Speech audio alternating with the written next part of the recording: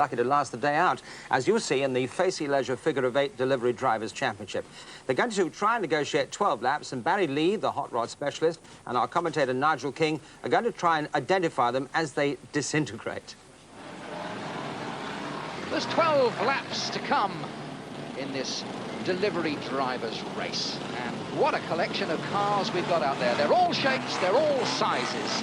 Let's bring in our technical expert on bangers, Barry Lee. Thank you very, very much. Well, all I can say is we've got Simcas, Bedfords, Transit, both single and rears, BMC 3-ton LD lorries, we've got the BMC parcel lorries, A60s, 105Es, and bringing up the last but not least, the little escort vans. But here we go, I'll straight over back to you.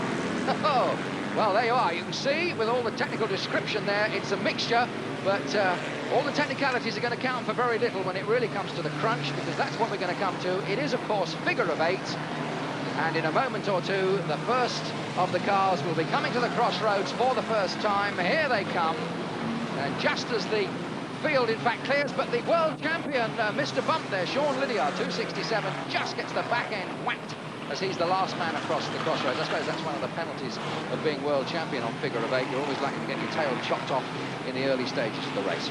So there we are, 12 laps to come for the van bangers. And as you can see, casualties come thick and casualties come fast in this one.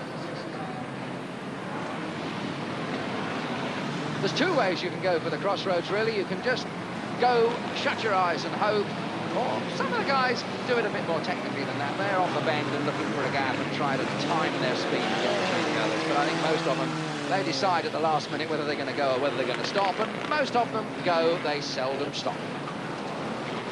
Well, out of this mayhem, let's see if we can... First, poor old Grizzly Adams gets an almighty whack in the side. That's Stephen Adams from Edmonton. Gets an almighty whack in the side. Let's see if we can try and pick up some places for you. There's just a couple of laps gone. 269. Bob Stevens from Sussex is in the lead. 269 if you find him somewhere in there.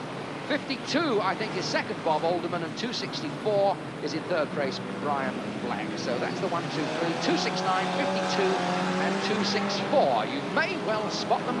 On the other hand, you may not. Banger racing, a lot of fun, although I have to say that I'm sure the leading drivers in banger racing take it just as seriously as any of the hot rod boys do. They spend a lot of time on getting their motors prepared. They want them to try and last as long as possible, and of course they want them to go well, because at the end of the day, it's all about winning the race, winning the event. That's what it's all about. Race preparation for these boys is just to remove your brain when the flag drops. Well, that's one point of view. 269, we're looking for our leader, Robert Stevens. There he is.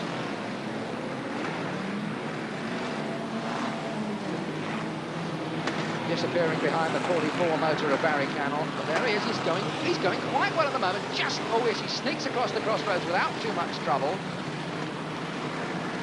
He's the leader. Now, how far is he ahead? 20, in fact, is second.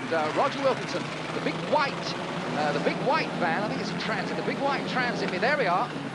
That's the second place.